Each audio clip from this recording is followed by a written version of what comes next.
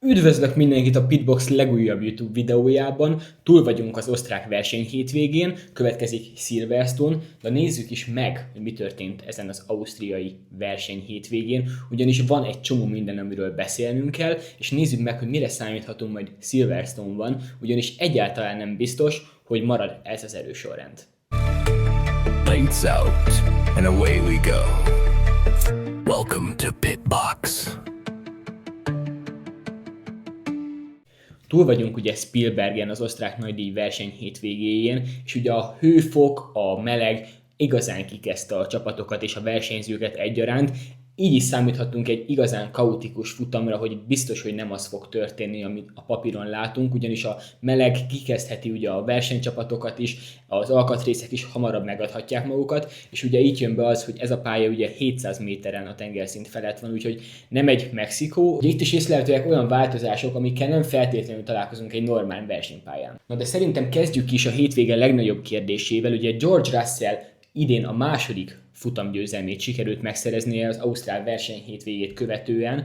Nagyon kellett már neki ez a győzelem, de a kérdés mégiscsak az, hogy ő volt a leggyorsabb az egész verseny hétvégén, vagy Kimi Antonelli volt az, aki valóban ki tudta használni a Mercedesnek az erejét ezen a pályán. Neki viszont lehet, hogy a tapasztalata miatt nem sikerült megszereznie azt a bizonyos rajtkockát, úgyhogy beszéljünk most egy kicsit a Mercedesről. Ugye George Russellnek rendkívül megterhető lehet az, mint mentálisan is, hogy ez idén csak a második futamgyőzelme volt egy olyan Mercedes-szel, amivel a 20 éves Kimi Antonelli sorra győzött, és tényleg ez a Mercedes azt látjuk kívülről is, hogy képes győzni akármilyen pályán ott van a top 1-2-ben, és tényleg arra számíthatunk majd szerintem a továbbiakban is, hogy ez a Mercedes erőforrás ez így lesz, a kész csapat is egyébként teljesen profi munkát végez. Úgyhogy az, hogy ez Russellnek valóban csak a második futamgyőzelme volt, azt gondolom, hogy itt volt az ideje. Ezt ő maga is nyilatkozta egyébként, hogy neki is borzasztóan kellettek ezek a futamgyőzelmek, és kellene is fognak ahhoz, hogy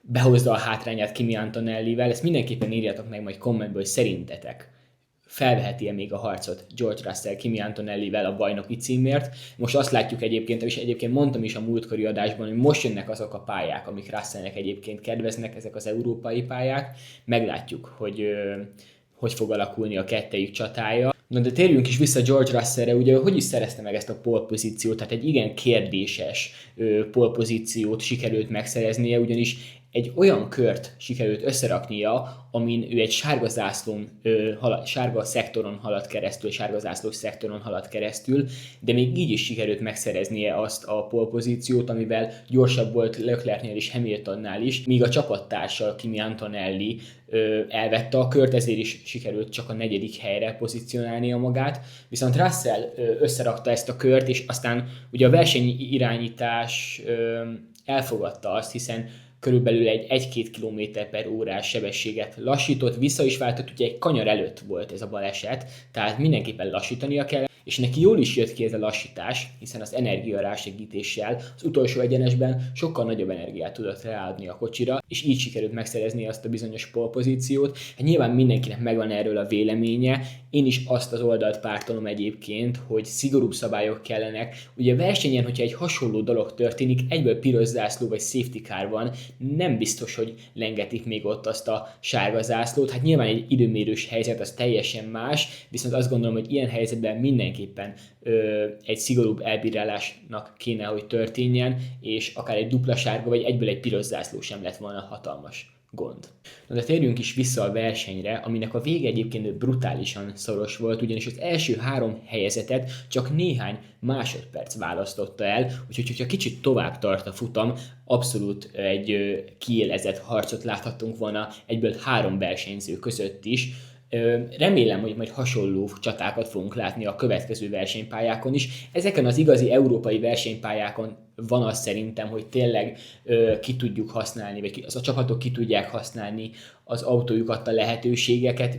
Az utcai pályák és a tengeren túli pályák egy kicsit máshogy működnek, úgyhogy én azt gondolom, hogy itt Európában majd nagyon sok izgalmas verseny hétvégét láthatunk. Na de most beszéljünk egy kicsit a hétvége legnagyobb meglepetéséről, a Red Bullról, azon belül is Max Verstappenről, ugyanis Angliában egyáltalán nem lustálkodnak a mérnökök, és az idei legnagyobb fejlesztést hozták el el a Red Bull autójába, amit beépítettek ebbe az RB22-esbe, és Max Verstappen a vasárnapi napon ezt ki is tudta használni. Ugye azt tudjuk, hogy a szombati nap az egyáltalán nem Max Verstappen múlt, és szárny nem csukódott be időbe, és így instabil lett az autó, és ezért kötött ki Max Verstappen a falban. Azonban a vasárnapi napon 100%-ig ki tudta használni ezt az RB22-est, és azt láthattuk, hogy az Red Bull megérkezett az élmezőnyben, ott vannak, tudnak harcolni a top csapatokkal, egyáltalán nem szabad innentől kezdve szerintem leírni az osztrák csapatot, és Max Verstappen az a versenyző, aki még egy kevésbé jó autóval is képes kihozni a 110%-ot, és főleg akkor kezdődnek az izgalmak, amikor tényleg megkapja azt az autót, amivel egy futamgyőzelmet is tud szerezni, úgyhogy egyáltalán nincsen messze érzéseim szerint egy Max Verstappen futamgyőzelem itt 2026-ban.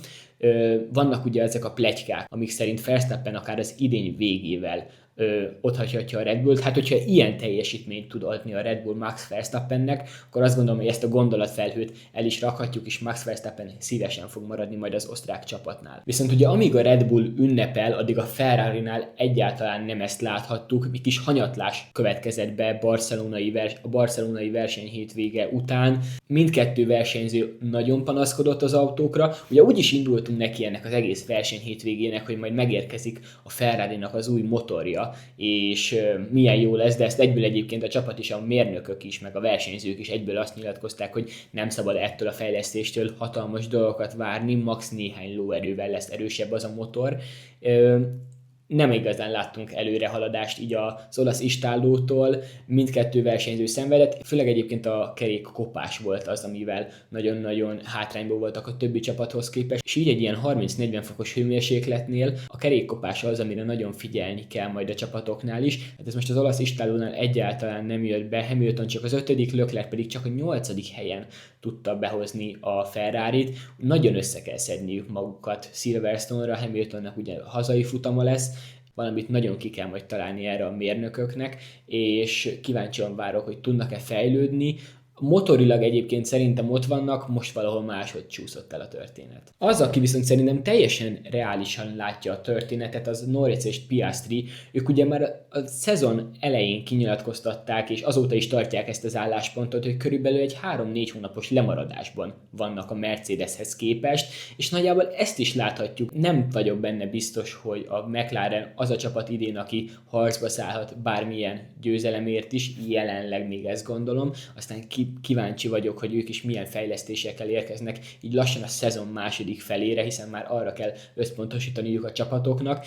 Azonban Lando Norris és Oscar Piastri egy ilyen szolid versenyhétvégét tudhat maga mögött, és tudnak tanulni ezekből az adatokból, meglátjuk mire lesznek képesek majd Silverstone-ban. Viszont kicsit összegezzük a történetet, ugye a Mercedes még mindig dominál, a Red Bull kicsit felzárkózott, és számíthatunk majd tőlük is hamarosan szerintem egy futamgyőzelemre. Hadjar is egyébként egy nagyon jó pilóta, kicsit egyébként nyilván ő is a Max Verstappen nyomása alatt van, teljesítenie kell az osztrák csapatnál, de ő is rendkívül hamar alkalmazkodik egyébként ezekhez a fejlesztésekhez, és akár ő is be tud húzni egy dobogós helyezést a Red Bull-lal. Ugye egyértelműen a top csapatok közül a Ferrari és a McLaren az, akinek bizony javulnia kell, versenyhétvégéről versenyhétvégére át kell nézniük ezeket a fejlesztéseket a mérnökökkel. Kíváncsi vagyok Silverstone-ra, kíváncsi vagyok majd a belga nagydíjra is, illetve utána érkezik a magyar nagydíj, ahonnan majd nyilván a helyszínről fogunk nektek tudósítani, extra videókkal jövünk a kempingből is, a Box utcából is, mindenképpen tartsatok velünk TikTokon, YouTube-on, Instagramon, és vegyetek részt majd a nyereményjátékon Instagramon, ahol meg tudjátok nyerni ezt az Esteban Ocon ház sapkát. Úgyhogy mindenképpen írjátok meg az osztrák nagydíjról a véleményeteket a komment szekcióban, és találkozunk a következő videóban, ne felejtsetek el feliratkozni. Lights out, and away we go. Welcome to Pit Box.